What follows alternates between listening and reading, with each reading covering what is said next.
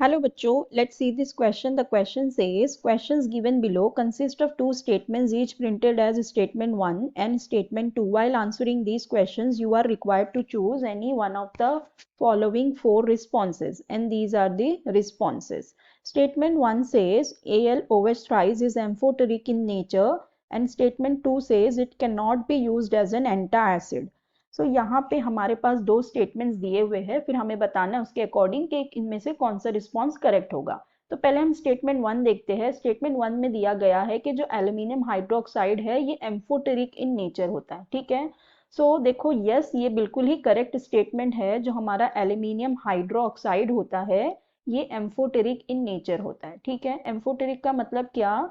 जो रिएक्ट करते हैं एसिड के साथ भी और बेस के साथ भी, ठीक है। तो हम क्या लिख सकते हैं? ये एम्फोटेरिक होता है। Why? Because it can react with both an acid as well as with base, ठीक है। तो इसलिए ये क्या होते हैं? एम्फोटेरिक होते हैं, क्योंकि ये एसिड के साथ भी रिएक्ट कर जाते हैं और बेस के साथ भी रिएक्ट करते हैं। तो ये एसिडिक प्रॉपर्टी भी शो करते हैं और बेसिक भी शो करते हैं। फॉर एग्जाम्पल, अगर हम देखें, हमने अगर इसको किसी एसिड के साथ रिएक्ट करवाया, लेट्स से हमने एल्यूमिनियम हाइड्रोक्साइड लिया और इसका हमने रिएक्शन करवाया H+ आयन के साथ, तो ये क्या फॉर्म करता है? ये हमें देता है aluminium 3+ and it forms H2, ठीक है।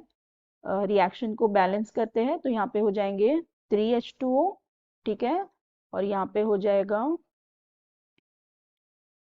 3H+, ठीक है। तो 3 3 6, 3 2 6, ठीक है। तो इस तरह का रिएक्शन है। तो इसका मतलब ये एसिड के साथ रिएक्ट कर गया, और इसी तरह से हम इसको बेस के साथ भी रिएक्ट करवाए तो ये बेस के साथ भी रिएक्शन देता है। कोई बेस ले ले हम, तो ये यहाँ पे फॉर्म करता है AlOH4-, ठीक है।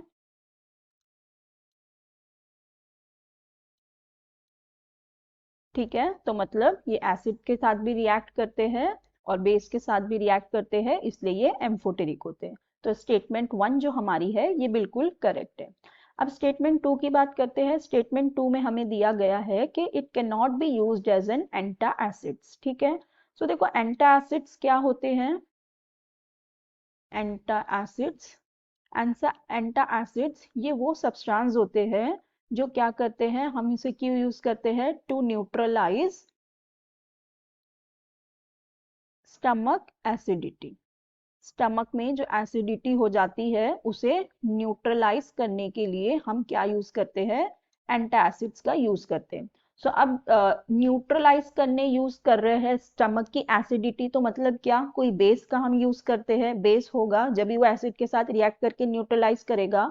और यहाँ हम कह रहे हैं कि जो हमारा एल्यूमिनियम हाइड्रोक्साइड है ये एसिड के साथ भी रिएक्ट करता है और बेस के साथ भी रिएक्ट करता है। मतलब ये एसिडिक प्रॉपर्टी भी शो करता है और बेसिक प्रॉपर्टी भी शो करता है।